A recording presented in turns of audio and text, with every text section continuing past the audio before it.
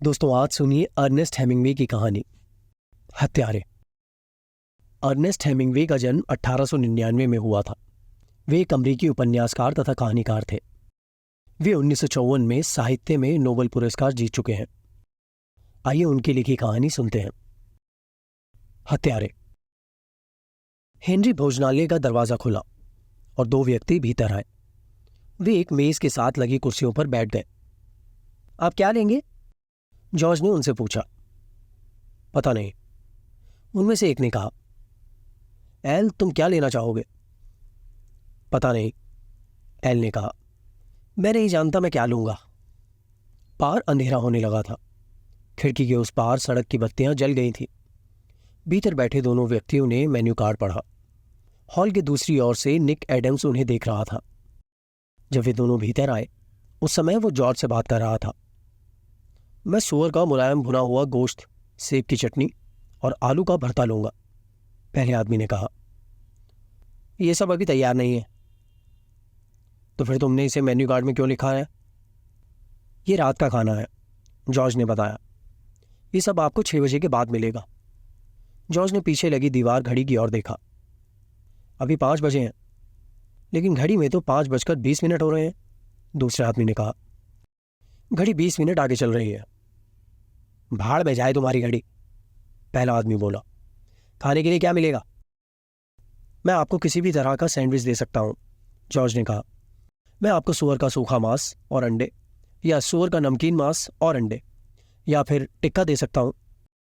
तुम मुझे मुर्ग का मांस, भुनी हुई मटर, क्रीम की सॉस और आलू का भरता दो। ये सब रात का खाना है। हमें जो भी चीज़ चाहिए वो रात का खाना हो जाता है। मैं आपको सूअर का सूखा मांस और अंडे, सूअर का नमकीन मांस और अंडे, कलेजी।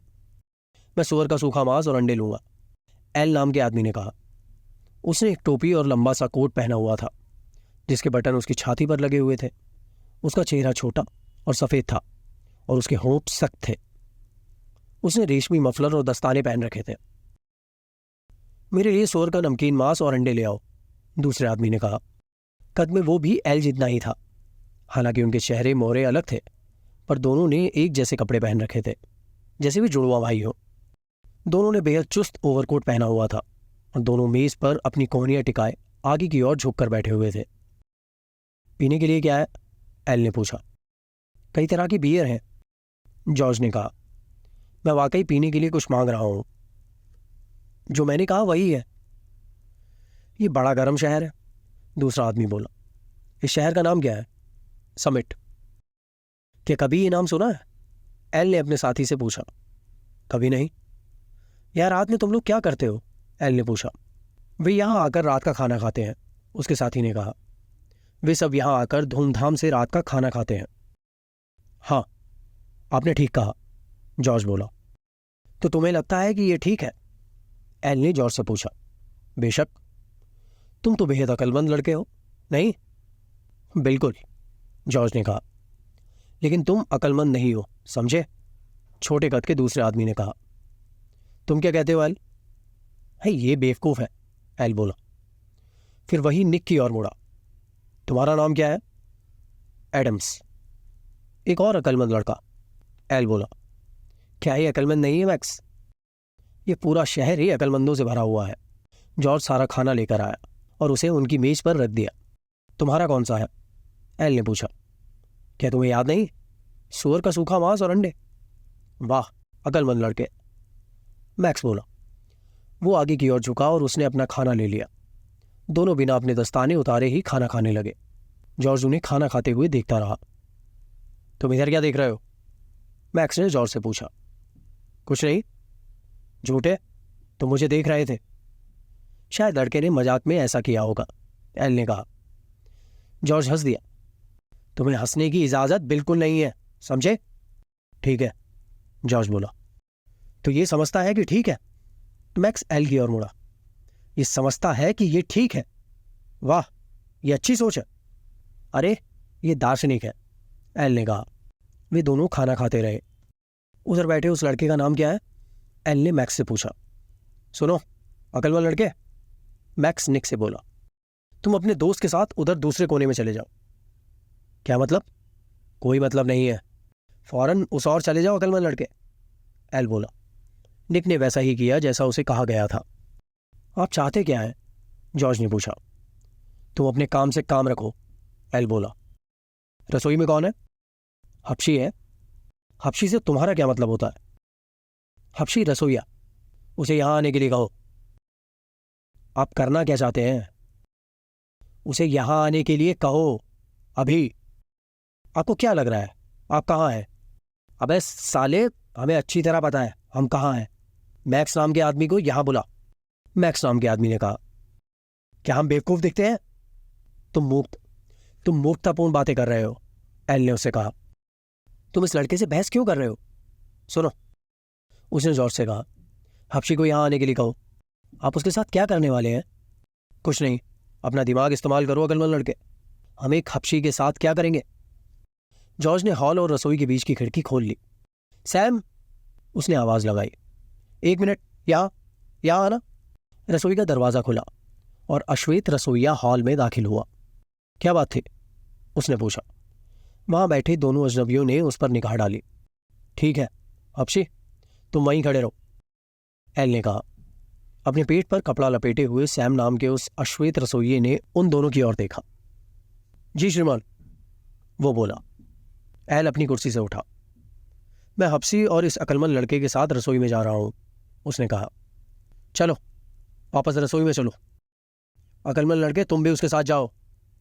एल उस लड़के और सैम नाम के हप्शी के पीछे पीछे चलता हुआ रसोई में चला गया। बीच का दरवाजा बंद हो गया। मैक्स नाम का आदमी वहीं जॉर्ज के पास बैठा रहा।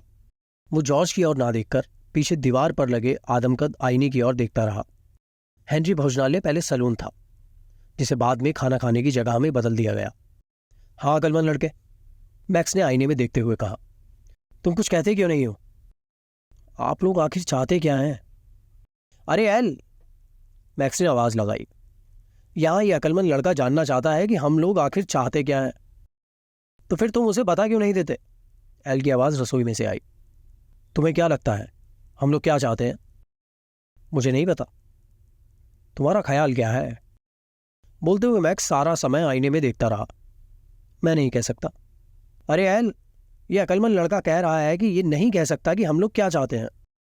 हाँ, मैं तुम्हें सुन सकता हूं, एल ने रसोई में से कहा। उसने रसोई और हॉल के बीच की खिड़की खोल दी थी। सुनो अकलमंद लड़के, उसने रसोई में से जॉर्ज से कहा। तुम उस तरफ थोड़ी और दूरी पर खड़े हो जाओ। मैक्स, तुम थोड़ा बाई और जाओ। वो किसी समूह की फोटो ले रहे फोटोग्राफर जैसा लग रहा था। मुझसे बात करो अकलमंद लड़के, मैक्स ने कहा। तुम्हें क्या लगता है यहां क्या होने वाला है? जॉर्ज ने कुछ नहीं कहा।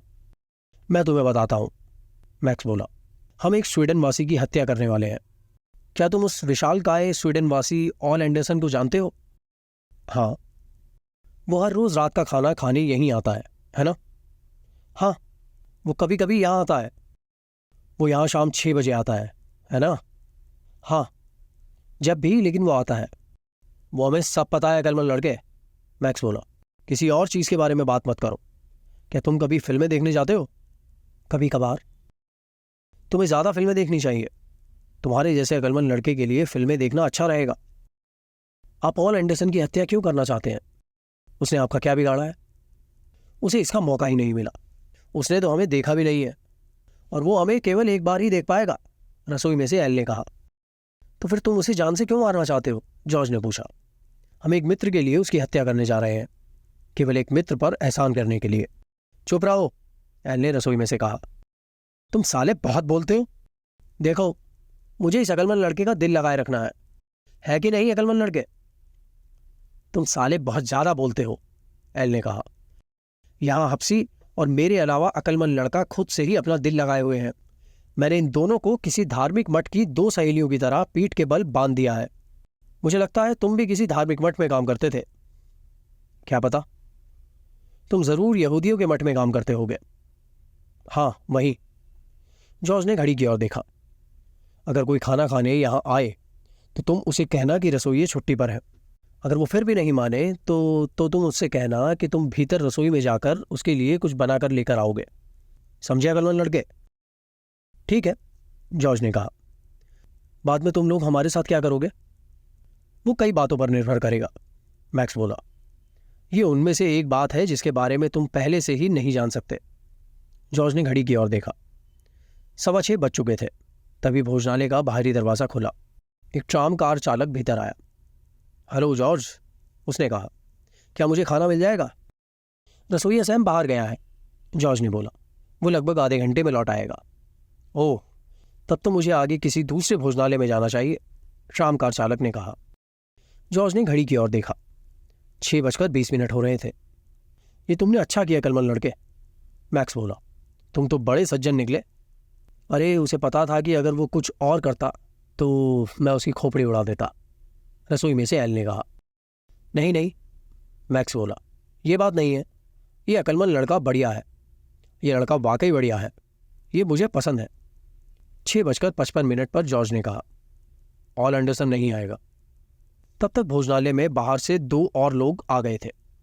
एक बार जॉर्ज रसोई में गया और उसने सुअर के सूखे मांस और अंडे का सैंडविच बनाकर उसे कागज में लपेटकर उस ग्राहक को दे दिया था जो खाने के लिए अपने साथ ले जाना चाहता था।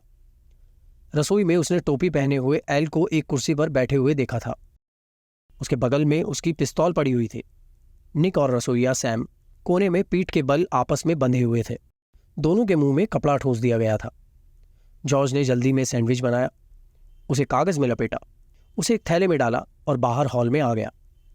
ग्राहक ने पैसे दिए और खाने का सामान लेकर चला गया। मेरे वाला अकलमंद लड़का सब कुछ कर सकता है, मैक्स बोला। वो खाना बनाने के अलावा भी बहुत कुछ कर सकता है। तुम किसी लड़की की बढ़िया बीवी बनोगे। अच्छा, जॉर्ज ने कहा। आपका मित्र ऑल एंडरसन अब नहीं आएगा।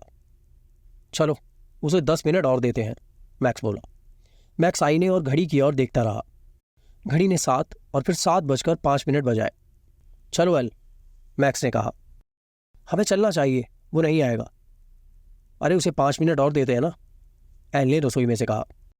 उन 5 मिनटों में से एक और व्यक्ति भोजनालय में आया और जॉर्ज ने उसे बताया कि रसोइया बीमार हो गया था। तो तुम दूसरे रसोइये का बंदोबस्त क्यों नहीं करते? उस आदमी ने नाराज होकर कहा। क्या तुम भोजनालय नहीं चला रहे? ये कहकर वो बाहर चला गया। चलो एल, चलते हैं, मैक्स ने दोबारा कहा। इन 2 अकलमंद लड़कों और हफ्शी का क्या करें? इन्हें छोड़ दो। क्या तुम्हें ऐसा लगता है? हाँ, अब हमें इनसे कोई लेना देना नहीं है। मुझे ये पसंद नहीं, एल बोला। ये बेढंगा तरीका है, तुम बहुत बोलते हो। अबे छोड़ो यार, हमें अपना दिल भी तो लगाए रखना है कि नहीं?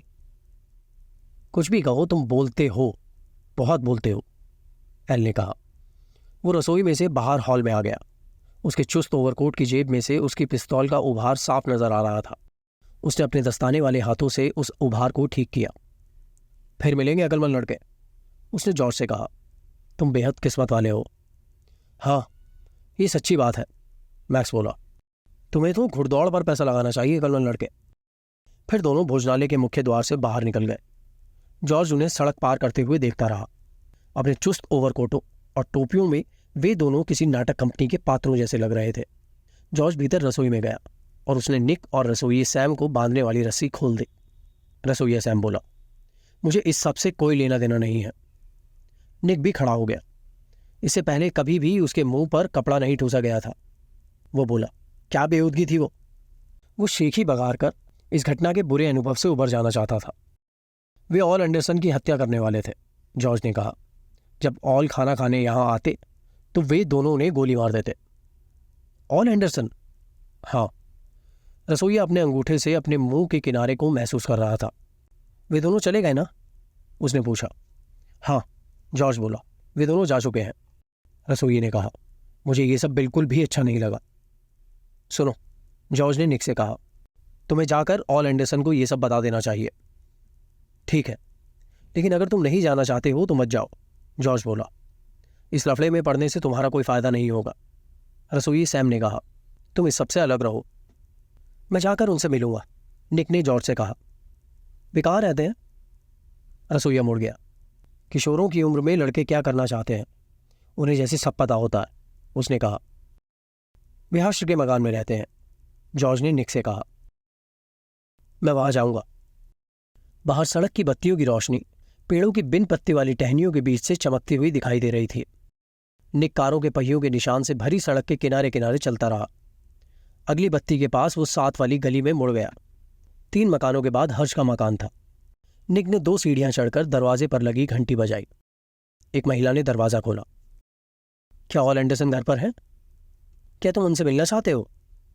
हाँ, यदि वे भीतर हैं तो। निक उस महिला के पीछे पीछे कुछ और सीढ़ियों पर चढ़कर एक गलियारे के अंत में आ गया। महिला ने दरवाजा खटखटाया। कौन है?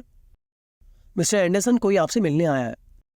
मैं निक एडम्स हूं। भीतर आ जाओ। दरवाजा खोलकर निक भीतर के कमरे में चला गया। ऑल एंडरसन बाहर जाने वाले कपड़े पहनकर बिस्तर पर लेटे हुए थे। वे अपने जमाने में एक नामी मुक्केबाज थे और अब भी बिस्तर से ज्यादा लंबे चौड़े थे। उन्होंने अपने सिर के नीचे 2 तकिए लगा रखे थे।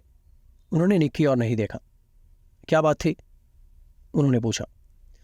मैं हेनरी भोजनालय में था और 2 लोग वहां पर आए। उन्होंने मुझे और रसोइये को बांध दिया और वो आपकी हत्या कर देने वाले थे, निक ने कहा। निक को ये कहते समय अपनी बात मूर्खतापूर्ण लगी। ऑल एंडरसन ने कुछ नहीं कहा। उन्होंने हमें रसोई में ले जाकर बांध दिया, निक बोलता रहा। वे आपको तब मार देने वाले थे जब आप रात का खाना खाने के लिए वहां आते। ऑल एंडरसन दीवार की ओर देखते रहे और चुप रहे। जॉर्ज ने सोचा, मुझे यहां आकर आपको सब कुछ बता देना चाहिए। मैं इसके बारे में कुछ भी नहीं कर सकता, ऑल एंडरसन ने कहा। मैं आपको उनका हुलिया बताता हूं। मैं उनका हुलिया नहीं जानना चाहता, ऑल एंडरसन ने कहा। उन्होंने दीवार की ओर देखा। यहां आकर मुझे ये सब बताने के लिए आपका शुक्रिया। ठीक है श्रीमान। निक ने उस लंबे चौड़े आदमी को बिस्तर पर लेटे हुए देखा। क्या आप इसके बारे में जाकर पुलिस से नहीं मिलना चाहते? नहीं, ऑल एंडरसन ने जवाब दिया। इसका कोई फायदा नहीं होगा। क्या मैं इस बारे में किसी भी तरह से आपकी कोई और मदद कर सकता हूं? नहीं, तुम मेरी कोई मदद नहीं कर सकते। शायद वे दोनों मजाक कर रहे थे। नहीं, वो कोई मजाक नहीं था। ऑल एंडरसन ने दीवार की ओर करवट ले ली। दरअसल बात यह है कि मैं बाहर जाने के बारे में अपना मन बना नहीं पा रहा हूं। आज मैं सारा दिन कमरे में ही रहा हूं। क्या आप इस शहर से बाहर कहीं और नहीं जा सकते? नहीं, ऑल एंडरसन ने कहा। अब मैं और नहीं भाग सकता। अब कुछ नहीं किया जा सकता, उन्होंने दीवार की ओर देखते हुए कहा। क्या आप अपने बचने का कोई उपाय नहीं कर सकते? नहीं, मैं गलत जगह पर फंस गया हूं। अब कुछ करने की जरूरत नहीं। थोड़ी देर बाद मैं बाहर जाने के बारे में अपना मन बना लूंगा। तब तो मुझे जॉर्ज के पास लौट जाना चाहिए, निक ने कहा। फिर मिलेंगे, ऑल एंडरसन ने कहा। उन्होंने निक की ओर नहीं देखा। यहां आने के लिए तुम्हारा शुक्रिया। निक कमरे से बाहर निकल गया।